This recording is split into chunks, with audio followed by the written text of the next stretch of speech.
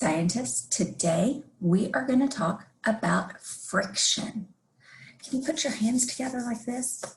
When you move your hands together, the skin on your hands causes friction. It's not just smooth. The skin on your hands is going to kind of stop it. Unlike if you would slide your hand on ice, that would go super fast. Friction is everywhere. When we walk on around our house, if you have no shoes on and your floor is slippery, there's not as much friction and you could whoosh, slip and fall.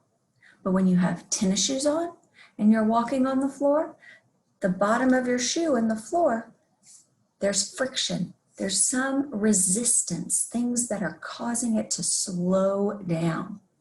Today, we're going to test friction with cars.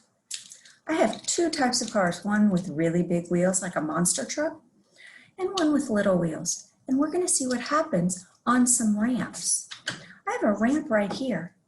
And if I let my car go down, it goes down very smoothly. There's not a lot of friction. It just moves at a normal pace. Let's try this car. Ooh, now that car seemed to move a little bit faster. I wonder why my little car moved faster than my bigger car. Let's see here, if I do them both at the same time, my little car does go faster.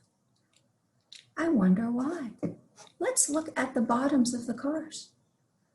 This one has little wheels and this one has big wheels that have really big treads on them. This car doesn't weigh as much as this car. And with a ramp moving down, it allows it to pull it down faster. The little wheels are moving faster than these big wheels that have a lot more friction because there's bigger treads on them. So I have my ramp right here. And we saw the cars go down the ramp. I wonder what would happen if I added some things to my ramp. Here, I have sandpaper. If I add sandpaper to my ramp and we tape it down, I wonder what would happen to the cars as they move. Now sandpaper, ooh, you can hear it. My hand doesn't slide down as fast with the sandpaper. When my hand went down the ramp, it slid pretty fast. But with the sandpaper, there's a lot of friction. So let's see if that affects the cars. We're going to try car number one with the big wheels. Are we ready? I don't know. There definitely was some friction, but it didn't stop the car from moving. Let's see here. That car went down too. So the wheels were able to move down the sandpaper with not as much friction, but my hand, I could definitely feel it. I wonder what would happen if we tried wax paper. Now wax paper is used for baking and it's very slick. So if I lay the wax paper on, I wonder what would happen. Do you think that the car is going to go down faster or slower? Is there going to be more or less friction? Are we ready? It's kind of hard to tell. It definitely doesn't stop the car from rolling. Now,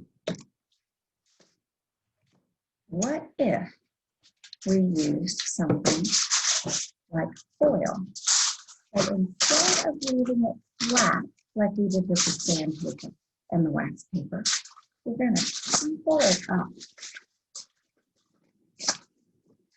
and make some mountains almost, and little high spots and low spots. What do you think might happen now? Now I've added what looks like kind of hills and valleys. You ready? Make a start for the car to start. Uh-oh, my car doesn't even move. The bumps,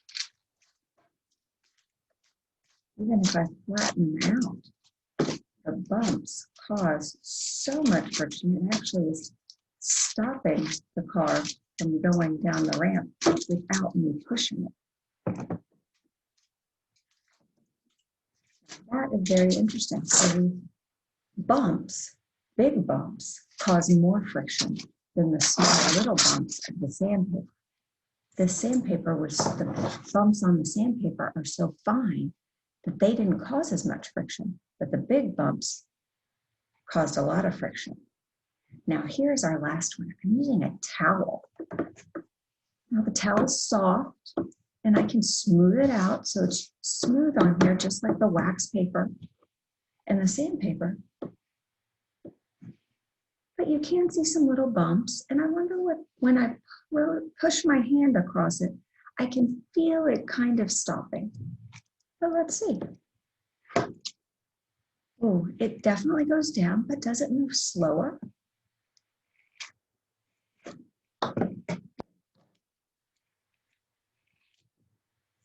Didn't really stop the cars, but it might have moved a little bit slower. All things have some friction when you move against them. It's just how much depends on how strong and how hard the surfaces when they touch each other. These wheels are really big and have a lot of grooves in them. So maybe that helps them move.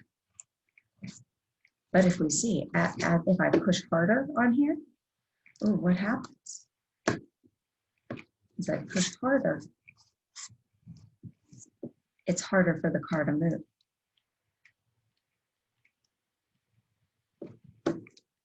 There's more friction as I push down because the towel has little bumps. So for them to really catch on those wheels, I have to push down harder. But this one, these wheels are so little that even when I push down, it's still moving. It still moves.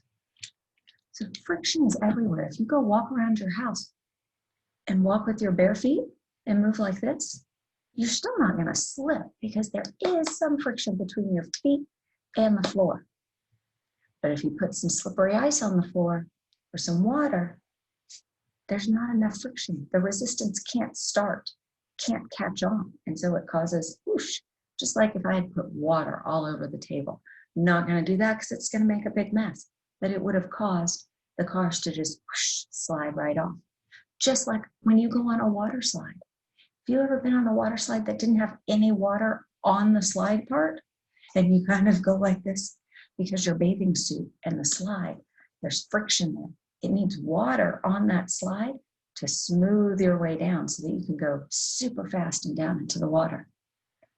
Maybe you could make a slide outside with some tubes and some water and see how fast things go down. Try it today. Bye, guys.